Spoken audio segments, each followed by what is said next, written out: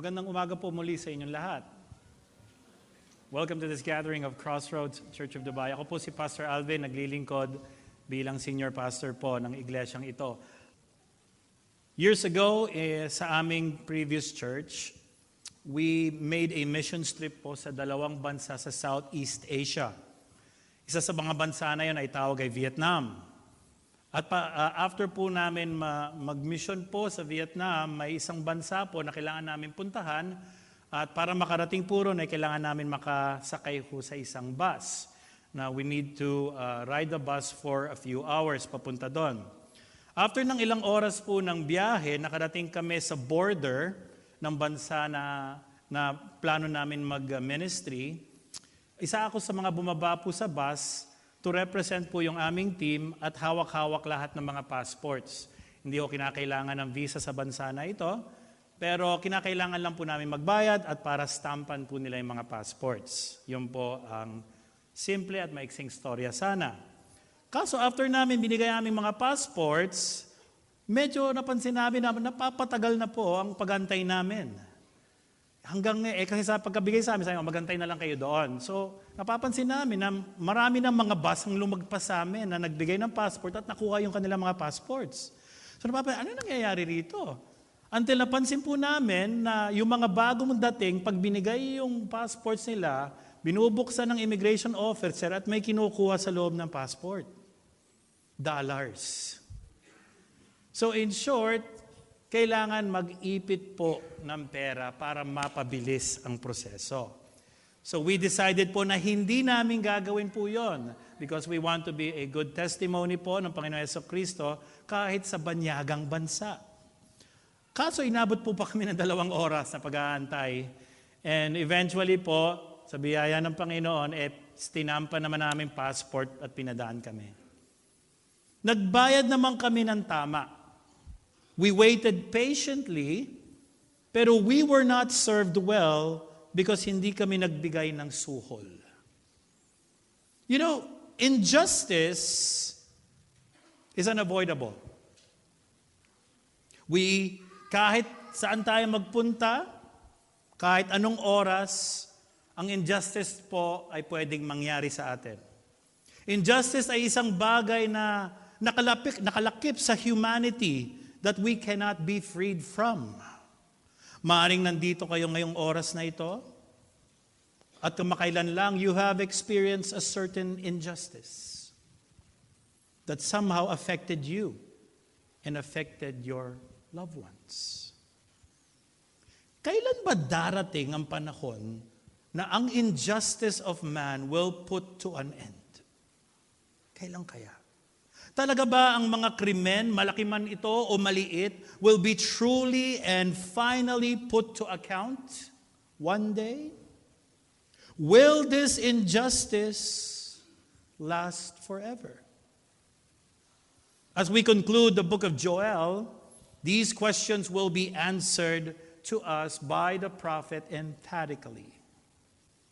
We are on our 4th and final sermon at sa ating series ng The Book of Joel na tinawag natin A Call to Return to the Lord. Ang Book of Joel ay pangalawa sa 12 minor prophets ng Old Testament. Tinawag itong minor prophet dahil maiksi po ang content niya, hindi dahil sa hindi siya mahalaga. Maiksi lang po ang content niya compared sa mga major prophets. Maaring maiksi ang book ng Joel, pero it is potent with big theology about God, about God's judgment towards sin and His mercy on the truly repentant. The book also brings hope that one day God will destroy evil. God will destroy evil in our world, hindi lang sa ating world, pati evil inside of us. And God will make all things new.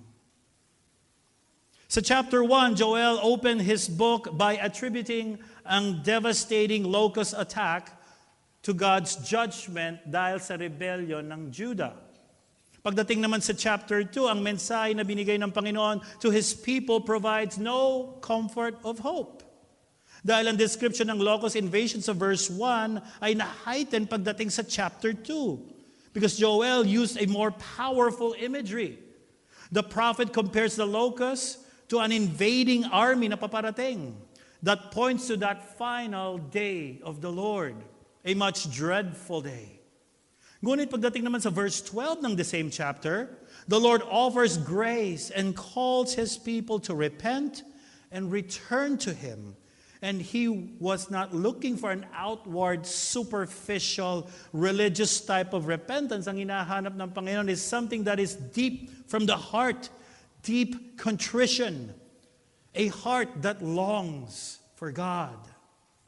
Ngayong umaga naman po sa ating pagwawakas ng series, we will get a glimpse on what that final day of the Lord will look like. A day to be dreaded for some, and a day to be celebrated para sa mga anak ng Diyos.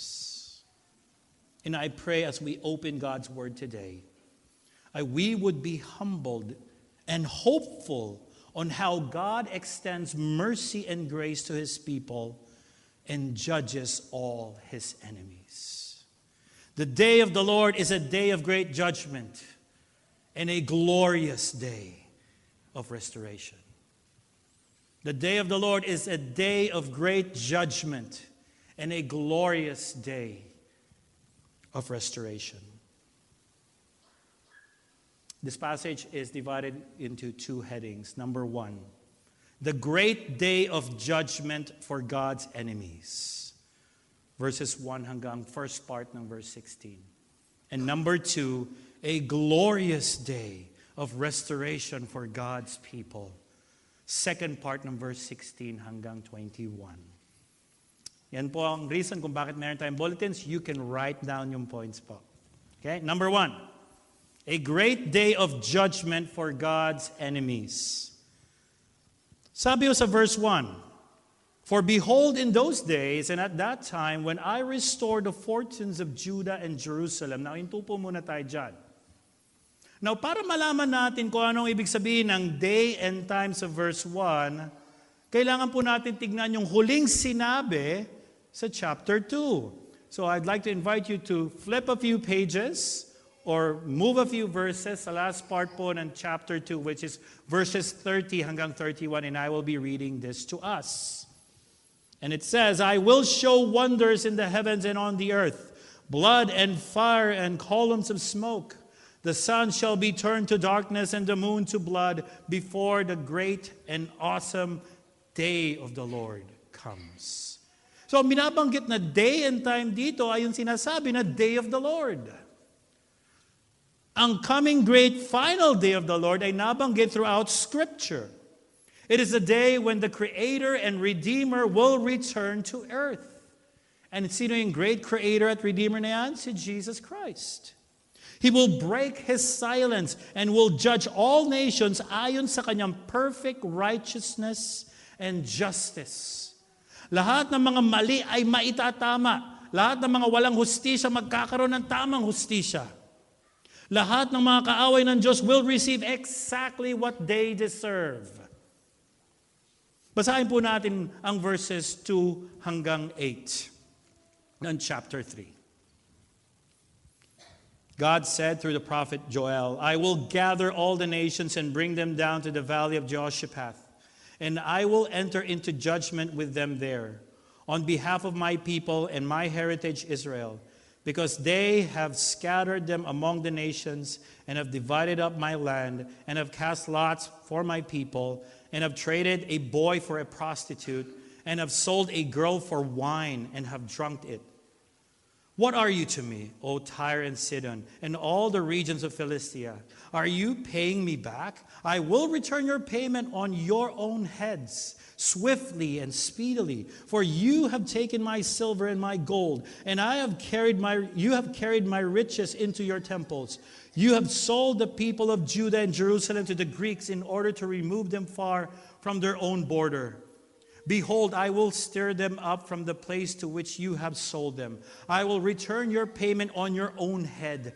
I will sell your sons and daughters into the hand of the people of Judah, and they will sell them to the Sabaeans, to a nation far away from the Lord has spoken. Medyo bigat ano?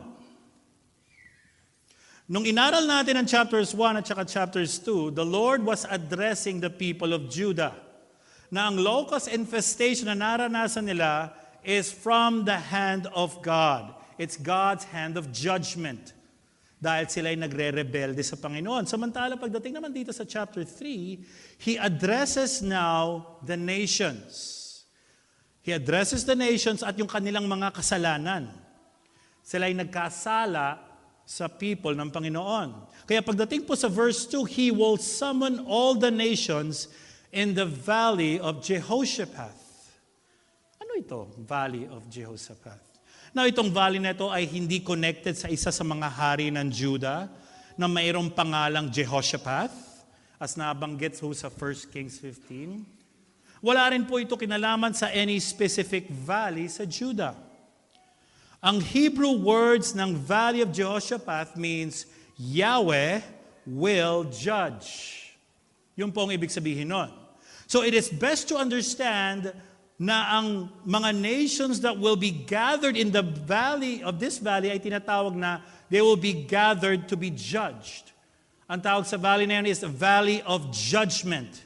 Or in short, there will come a time that God will judge the nations.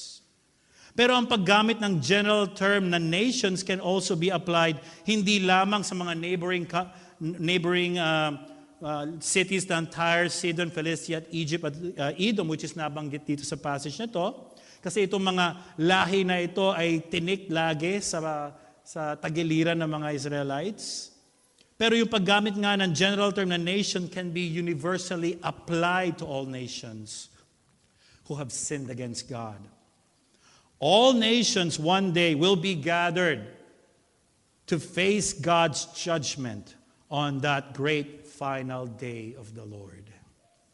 So verses 2 to 4, binanggit ng Panginoon ang listahan ng mga kasalanan ng mga nations laban sa Kanya. Kung mapapansin po natin sa verse 2, these nations have scattered His people among the nations.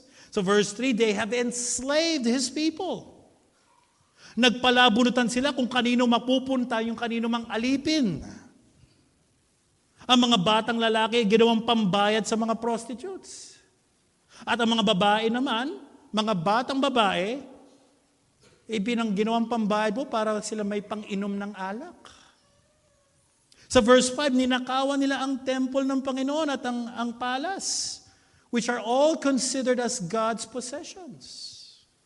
So these nations will face God's judgment dahil they scattered His people, enslaved them, and stolen from Him.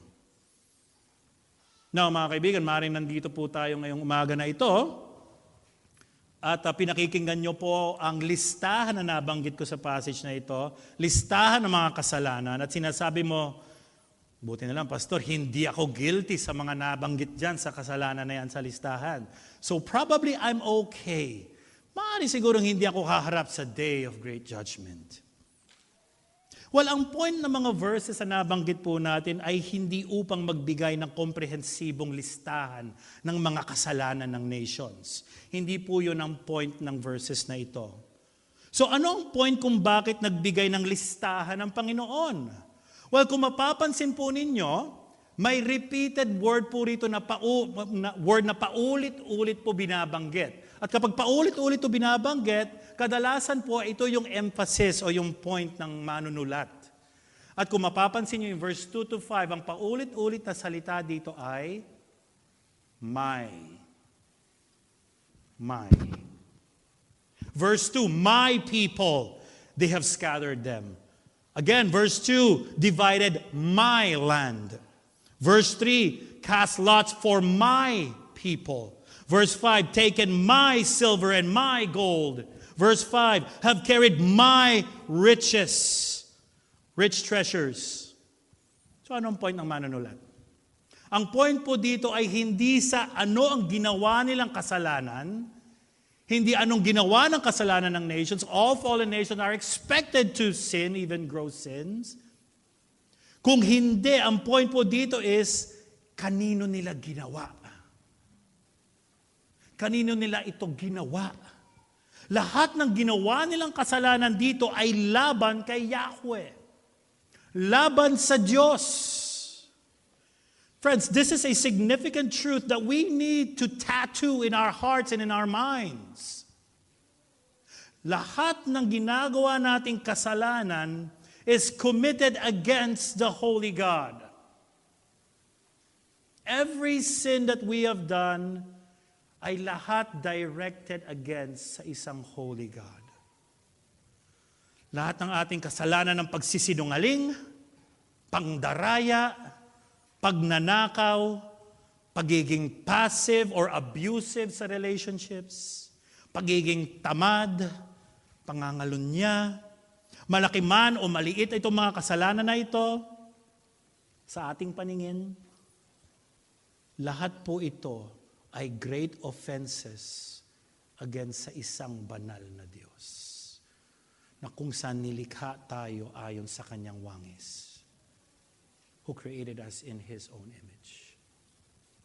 When Potiphar's wife was forcing Joseph to have sex with him, Joseph said to Genesis 39 verse 9, "How then can I do this great wickedness and sin against God?" Yes, our sins will harm, our sins will hurt and devastate our relationships. But at the end of the day, we will all cry out with David sa Psalm 51 verse 4 when he said, "Against you, you alone, God, have I sinned and done what is evil in your sight." So ngayon, yung naiisip natin na gawa nating maliit na kasalanan kanina, ay marahil hindi talaga maliit sa harapan ng Diyos. Kasi ito'y laban sa Kanya. Maaaring nandito kayo ngayon at na-shock kayo sa mga kasalanan na nabanggit sa listahan kanina patungkol sa pag-aalipin at pagbenta ng mga bata para lamang may pang-inom at sex. Maaaring nakakasyak ho sa atin yon. At dapat lang na masyak tayo sa mga kahindik-hindik na mga kasalanan na ito. But friends, are you quickly shocked by other people's sins and are unbothered by your own?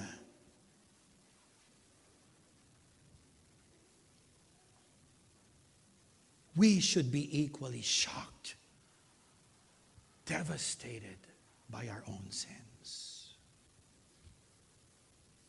Malinaw ang Biblia sa shocking na katotohanan na tayo lahat have engaged sinful rebellion against God.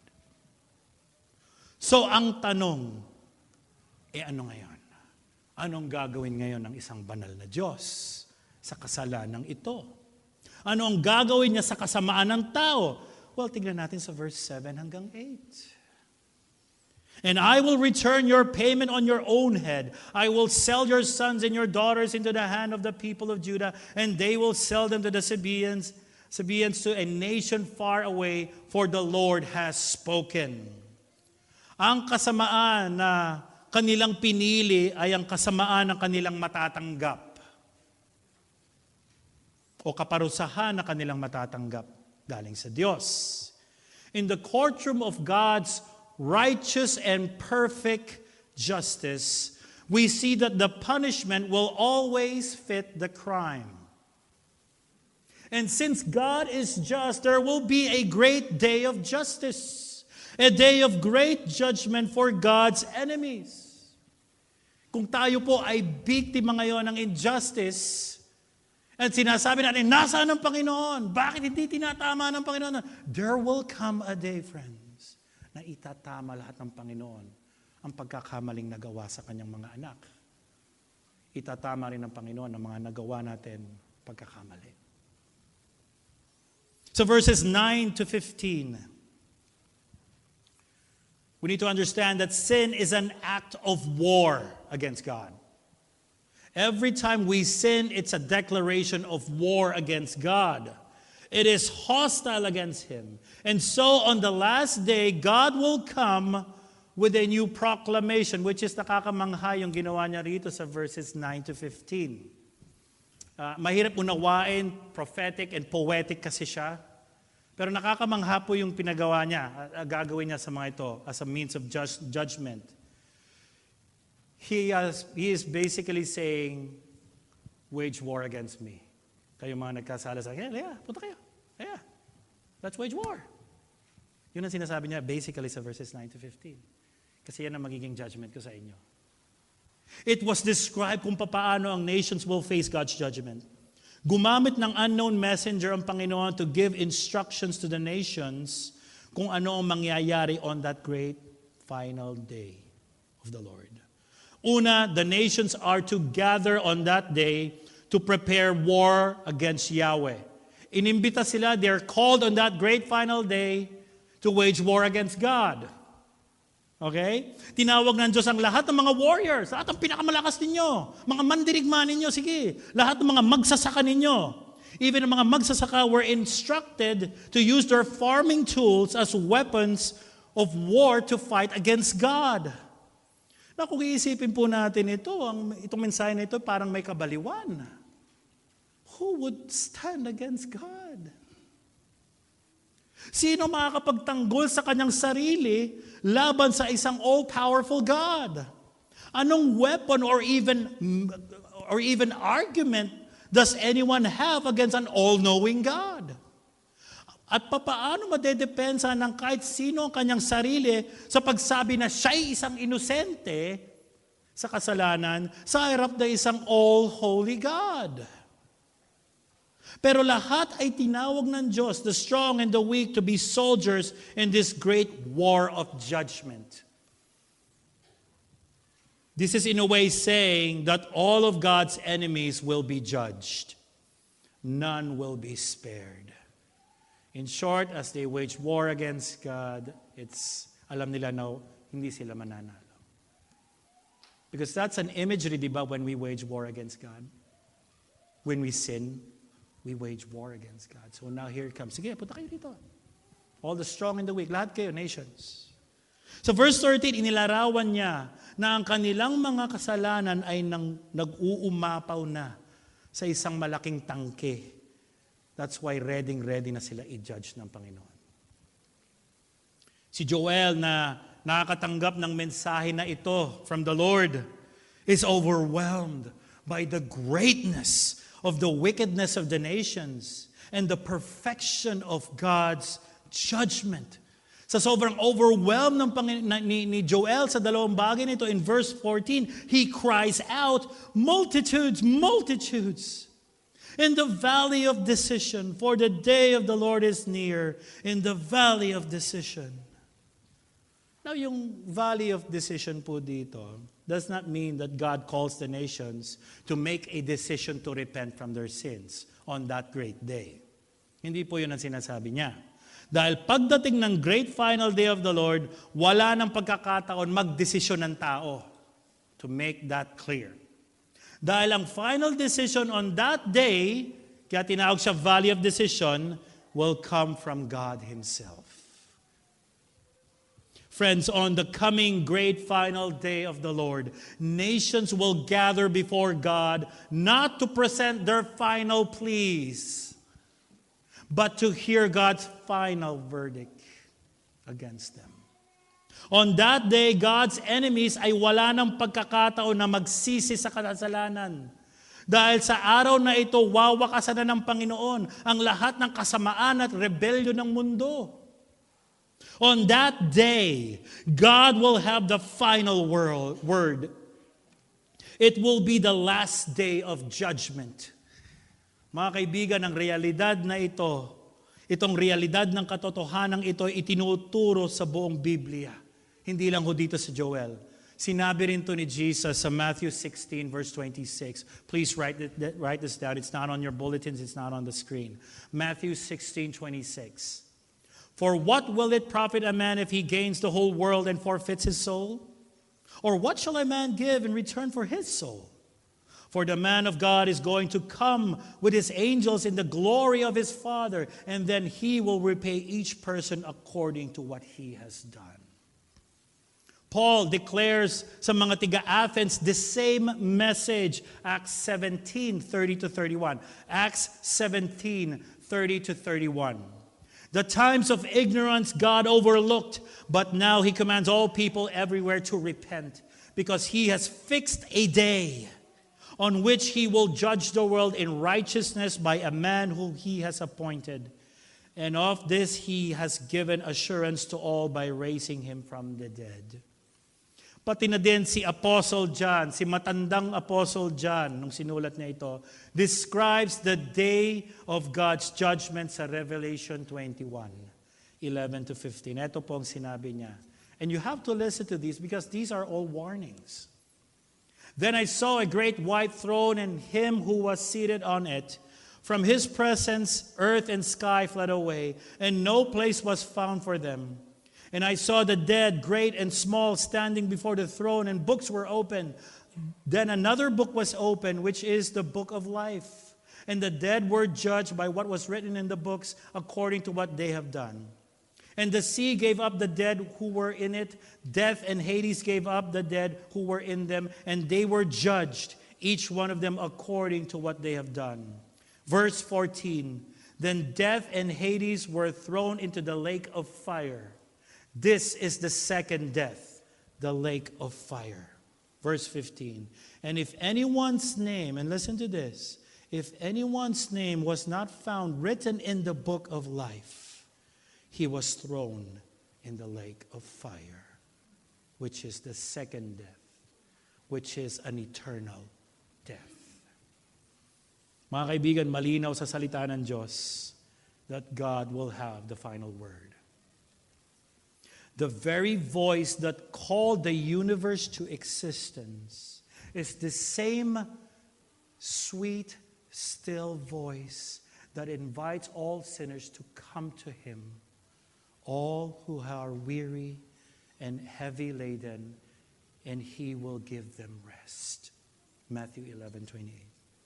Mga kaibigan, sa great final day of the Lord, walang panalangin, walang kabayaran, walang pagsisisi, at walang pagmamakaawa ang pakikinggan ng Diyos. On that day, may kumpletong listahan ng Diyos sa lahat, sa bawat isa sa atin na mga nagawa natin, and He will judge us accordingly. Every little sin, intentional or unintentional, aware kayo ron o hindi, sa tingin mo maliit yun o malaki, lahat yan have been put into account. And books will be open on that final day. Iisa-isahin lahat yan to prove na hindi ka inosente sa harap ng isang banal na Diyos. Revelation 20:11, 12, and 15. Mga kaibigan, ang totoo nito ay wala tayong kayang gawin na kabutihan upang mailagay natin ang sarili natin sa listahang ito. Hindi natin kaya ilagay, wala tayong pera na kayang ibayad, wala tayong kabutihan na pwedeng gawin upang maidagdag ang pangalan natin sa Book of Life ng Panginoon. Dahil ultimo ang mga mabubuti nating gawa ay karumal-dumal sa harapan ng Diyos. You see, in the sight of a holy God, we are all sinners. We are considered God's enemies. We are by nature, here's our nature, not God lovers. By nature, we are God haters. We don't want to listen to His word. We refuse to obey His will. We don't want to be with God's people. What we do love is ourselves. We love giving big boasts about ourselves. What we care about is following our desires, following our dreams and plans. And we love to be with people who highly thinks about us. That's how wicked ang puso natin. We love our sins. At hindi natin to kaya. Let me back up. Wala tayong abilidad na kumawala sa pag-ibig natin sa kasalanan at sa kamunduang ito. Romans chapter 3, verse 10 to 12. None is righteous, no, not one. No one understands. No one seeks for God. All have turned aside. Together they have become worthless. No one does good, not even one. Verse 18, there is no fear of God before their eyes. Ayon sa Romans 6:23, ang kabayaran ng kasalanan ay kamatayan, which is yung second death. God is a holy judge, and He will judge sinners justly and perfectly. But this righteous judge, in spite sa overwhelming evidence sa ating sin, overwhelming evidence ng ating corruption and disobedience to His holy standards, here's what this holy God did. He washed away our sins. He washed away our guilt and set us free from its death penalty. Pero papaano niya nagawa ito? Papaano niya nagawa ito and uphold His own holy law? Sinagot po ito ni Apostle Paul sa 2 Corinthians 5:21. For our sake, He made Him to be sin who knew no sin, so that in Him we might become the righteousness of God. Ito po ang doctrine ng penal substitutionary atonement of Christ, or the doctrine of substitution, or the great exchange. This means that on the cross, God the Father regarded and treated His Son, Jesus, as sin. Our sins were imputed on Jesus, and His righteousness was imputed, credited to those who will believe in Him for salvation. 1 Peter 3:18 tells us, the righteous for the unrighteous, to reconcile sinners to God. Those far from God are now brought near to Him through Jesus Christ. Mga kaibigan, this is how God can both be a just judge and a merciful justifier. It's on the cross that we see God's judgment and mercy meet. Friends, God is extending His mercy to you. Hindi o aksidente nakapunta ka rito or napadaan ka lang. Nakita ko lang may bukasan doon, baka may libreng kape, napaupo tuloy ako, na-pressure ako. Nasama ng kamag-anak. Gusto ng Panginoon na nandito ka ngayon. Kung saan ka nakaupo, yung attentiveness na meron ka na, wala naman noon, biglang naging attempt. This is God slowly drawing you, calling you to Himself. To hear this gospel message. Friends, I urge you, repent from your love of self. Repent from your sins of being the Savior ng iyong buhay. And turn to Christ. At yung ginawa niyang sa cross para sa kabayaran sa ating kasalanan. Para maging maayos ang relasyon natin sa Diyos Ama. Para magkaroon tayo ng paghugas sa ating kasalanan. Ito lang po ang paraan. Ito lang po ang daan. Si Kristo lang ang daan. The very voice that called the universe to being is the voice that extends an invitation to salvation. It's the same voice that will one day roar from Zion. Sabi sa verse 16. The Lord roars from Zion and utters His voice from Jerusalem, and the heavens and the earth quake. Sa famous book ni C.S. Lewis na Chronicles of Narnia, The Lion, the Witch, and the Wardrobe, may isang character po ron na ang pangalan ay Aslan. He is a great lion, and it is to be said na he is to be picturing kung sino si Jesus Christ. Let me give a short famous quote pagdating po rito sa novel na to or movie na ito. Kasi naging movie siya. Wrong will be right when Aslan comes in sight. At the sound of his roar, sorrows will be no more. When he bares his teeth, winter meets its death. And when he shakes his mane, yung buhok na nakapaligid sa kanya, he shall have spring again. Brothers and sisters, in that great day of the Lord, when Christ returns, hindi lang ito a day of great judgment for God's enemies. It's a glorious day of restoration for God's people. At ito pong makikita natin sa number 2 as Joel concludes his prophecy. Number 2 and last. A glorious day of restoration for God's people.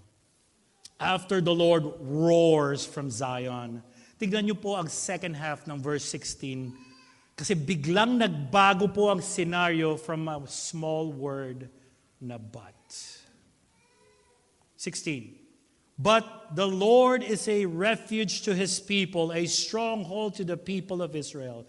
So you shall know that I am the Lord your God who dwells in Zion, my holy mountain. And Jerusalem shall be holy, and strangers shall never again pass through it. And in that day, the mountains shall drip sweet wine, and the hills shall flow with milk, and all the stream beds of Judah shall flow with water, and a fountain shall come forth from the house of the Lord and water the valley of Shittim. Verse 16 concludes that the Lord will be the refuge, the stronghold for his people. Ilang beses sa Bible binanggit na God's judgment or wrath is like a fire. It's a consuming fire sa kanyang mga kaaway. Pero sa nag-take ng refuge kay King Jesus, he has faced your judgment for you. Kaya sinabi ni Apostle Paul sa Romans 8 verse 1, there is therefore now no condemnation for those who are in Christ Jesus. Pero di lamang ito ang pagpapala sa mga nagtitiwala kay Kristo, hindi lang eternal life with Christ. Not only will the Lord save his people sa day of judgment, but he will dwell with them in utter perfection. Verse 17, you shall know that I am the Lord your God who dwells in Zion, my holy mountain. And Jerusalem shall be holy, and strangers shall never again pass through it. Ano yung strangers na nabanggit po dito? Strangers here means ang presence of evil and wickedness. So on that great final day of the Lord, wala na po ang presence ng evil at saka wickedness. Yun ang sinasabi niya sa verse 17. The Lord will abide with his people, and they will experience what it means to have perfect peace, fullness of joy, and pleasures forevermore. Yun ang may experience ng mga nagtiwala kay Kristo. Ang glorious day of restoration described sa verse 18 is greater than any prosperity na nakikita at na-experience natin sa mundong ito. Ayon sa Revelation 22, ang new creation will be more glorious kesa sa Garden of Eden. 19th century English Baptist preacher Charles Haddon Spurgeon describes the joy that awaits those who have put their trust in Christ. And I quote, the very glory of heaven is that we shall see him, Jesus Christ. The same Christ who once died upon Calvary's cross, that we shall fall down and worship at his feet, nay more, that he shall kiss us with the kisses of his mouth and welcome us to dwell with him forever. As perfect health was our first happiness, so it will be our last eternal happiness. For heaven is not merely streets of gold and harps of melodious music and winged creatures strangely bright, but it is perfection realized. The slough of depravity cast off the soul shall be herself again. And of manhood it shall be said, his flesh is fresher than a child's, and he has returned to the days of youth. Wala nang sakit. Wala nang kamatayan. Wala nang maintenance. As I continue, are you Christ's own? He asked. Do you trust him? Do you live in fellowship with him? Then the hope of the hereafter may well take the sting out of the present. Oh, rest for the righteous. How blessed art thou, where families shall again be bound up in one bundle, where parted friends shall meet again, to part no more, and where the whole church of Christ, united in one mighty circle, shall together praise God and the Lamb throughout all ages for eternity. Eternal communing with Christ, no more physical suffering, no more struggling with sin and suffering and its suffering effects, reunited with loved ones na nasa Panginoon na nauna na sa atin, we will have perfect peace, perfect happiness, perfect satisfaction. Friends, does this describe your hope this morning? Does this describe your joy? Is that what you meditate on when you face sufferings? Do we have the conscious awareness of that coming glorious day of the Lord, when evil and wickedness will be done and we will be free from sinning? Mini-meditate ba natin yung glorious day na yan? Na when Christ comes, no more sin, no more pain, no more sorrow, no more feeling of loneliness. Bilang mga recipients ng future grace na ito, paano ba dapat tayo mag-respond? Let me give 2 quick applications. Number 1, let us hope in Christ's return. This is how we respond to this truth. Let us hope in Christ's return. Continue to hope in Christ's return. Let our hope and gladness be on Christ's return, where He will right all the wrongs and establish His kingdom. Lahat ng mga mali na lagi natin pinaglalaban, hindi kasi nagrabyado ako, hindi kasi dapat hindi ginawa sa akin to. Bitawan nyo na yan. God is sovereign. I'm not saying na walang provisions ng law na binigay ang Panginoon, as Romans 13 tells us. Pero ang sinasabi ko sa'yo, pag ginangahawakan natin na ang pag-asa natin ay nandito sa mundo na to, ang pag-asa natin, yung presidente natin, ang pag-asa natin, ang mga kamag-anak natin, ang pag-asa natin, ang trabaho natin, mauuwi po sa lahat. Wala yan. Mawawala, mananakaw, masusunod, tatraydorin ka niyan, iiwanan ka niyan, your health will fail you. Kung ano man ang mga false hopes na ito, napaka-temporal po. Let this be the glory we seek, yung pag-return ni Christ. Let this be our joy kahit may kinakaharap tayong mabibigat na circumstances sa buhay. This is the type of hope that will not fade during dark moments in our lives. It will not fade. It will not be old. It will always be anew. Laging fresh yan. Ito'y laging sariwa. Bawat umaga. So if you are burdened with so much discouragement ngayon, friends, know na may wakas po ito. Know that one day, all of this will be no more. Yung future grace natin ang ating hope. But also there is sustaining grace na binibigay sa atin ngayon as we suffer.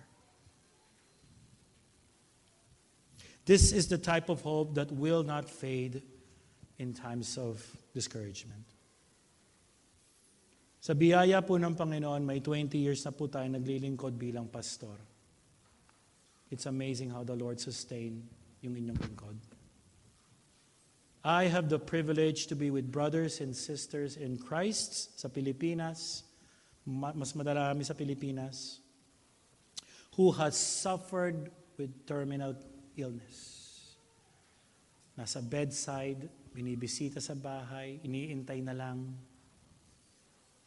And it's such a great privilege to be with them during this time before they passed away. Kasi what joy for me to have witnessed them anchor their hope and their happiness not on the things of this world, but in the resurrected Christ.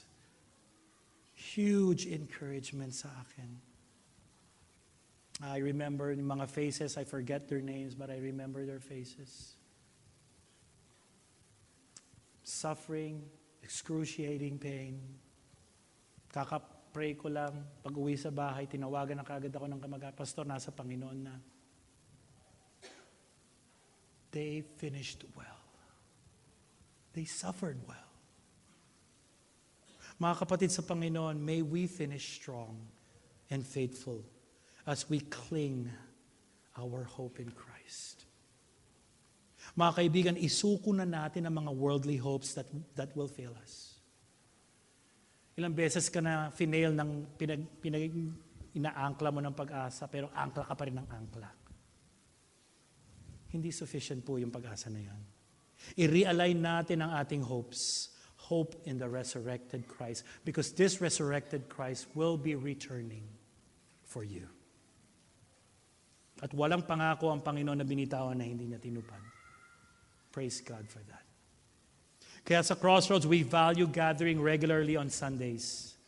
Hindi lang dahil it is commanded sa Hebrews 10:25, but it gives us an open door into the community's lives in order for our brothers and sisters to see us, to see our joys, to see our sorrows, to see our struggles, to see our pains, and come into each other's lives, encouraging one another, pointing each other to Christ, and remind each other to find our hope and satisfaction and glory in Christ alone. That's the beauty of church membership.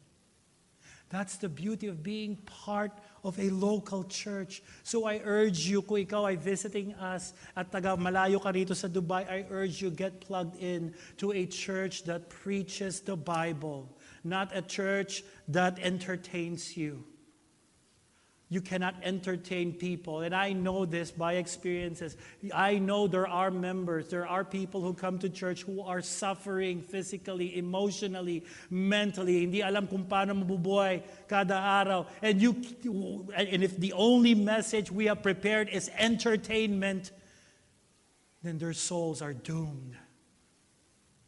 You need to be part of a church that will be committed to you. At ikaw committed sa kanila. And allow yourself na mangusap ang mga tao na ito sa buhay mo. To be part of a church is helping each other to heaven. Number 2, let us be bold gospel proclaimers. We have a great news to proclaim sa Dubai, na kung saan punong-puno ng tao na walang pag-asa, o nakaangkla ang pag-asa sa mga bagay na ikapapahamak nila. Huwag tayo maging tahimik. Napakadaing tao na nabubuhay dito sa Dubai na umiikot lang ang buhay sa trabaho, bakasyon, shopping, social media at sex. Doon lang umiikot ang buhay. Because many have filled their minds with such kind of treasures. Oh friends, what joys and treasures are you filling your minds with? Anong klaseng joys and treasures ang nilalagay mo sa iyong isipan? Kung ang ating kasiyahan ay nanggagaling sa social media and all the worldly joys that Dubai can offer, then you will not delight in Christ. You will never find joy in Christ kung doon ka nag-i-invest. Saturate your hearts and your minds with the gospel and God's word, so that your happiness will be what makes God happy. What the happiness that you want and what I want is yung happiness na gusto ng Panginoon. Not happiness that is devoid of holiness. Ang Book of Joel ay nagwakas sa dalawang senaryo. Makikita niyo yan sa verse 19 and 20. Egypt shall become a desolate, and Edom a desolate wilderness. For the violence done to the people of Judah, because they have shed innocent blood in their hands. But Judah shall be inhabited forever, and Jerusalem to all generations. Dalawang senaryo. Pwede niyong piniin kung anong senaryo meron tayo rito. Una, Eternal life in which we know we now have pleasures forevermore sa dwelling place ng Panginoon. That's what happens when you choose Christ. Second, eternal devastation. As mentioned there, eternal desolation or eternal death. Third, wala pong third. Baka sakali pa, baka naman may pangatlo, Pastor. Hindi ho to, walang room for negotiations dito. There's no room for nuance. Black and white lang, 1 and 2 lang. Eternal life with Christ. Eternal damnation. God will judge the living and the dead. As the responding cry at the end of this book sa verse 21, tinuloy sinabi niya. Here's the responding cry ni Joel. I will avenge, ang Panginoon, I will avenge their blood. Blood I have not avenged, for the Lord dwells in Zion. He will either, sa pagdating ng Panginoon, He will either judge or maka-experience tayo ng complete and final restoration with God. In that great final day of the Lord, there will be a mixture of judgment and grace. Walang pangatlo. So ang tanong, in which will you land? The day of the Lord is a day of great judgment and a glorious day of restoration. Choose wisely. Let's pray. Lord, wala kaming kakayanan piliin ka. Yun ang totoo. If we are to think theologically, everything is by grace. So I pray those who have heard the gospel of Christ's cross and empty tomb, ngayong umaga, I pray, Father, that you will draw them to yourselves. Open their ears, open their eyes, remove the scales from their eyes, turn their hearts of stone to a heart of flesh. Let them beat after you. Oh, Father, I pray, let the Spirit indwell them. Save them. Save them, Lord. Save them. And I pray for my brothers and sisters na nandito. Help us not to waste yung grace na binigay niyo sa amin by living foolish lives. Help us to be bold proclaimers of the gospel. Help us, Lord, for those suffering saints na nandito. Help us, Lord, to cling to Christ, our true hope, our true joy and satisfaction. I pray after ng service na hindi ho kami magmadali, Lord. And again, this is my prayer. Hindi ho ito parinig, Panginoon. I pray that hindi kami magmadali umalis. I pray that our church would show what it means to be saved by extending yung love sa bawat isa. By asking intentional questions. By having deep, genuine concern sa kaluluwa ng kausap namin. At hindi nagmamadali umalis. Kasi Lord, this is what you have called us for. So I pray, help us not to rush. Because eternity is at stake. If we have the gospel, we need to share it. And I pray, Lord, as we face yung reality ng life this week with all of its challenges and sufferings and pains, will you renew our joy in Christ as we remember what you have done on that cross? And knowing, Lord, na assured yung pagbalik po ninyo.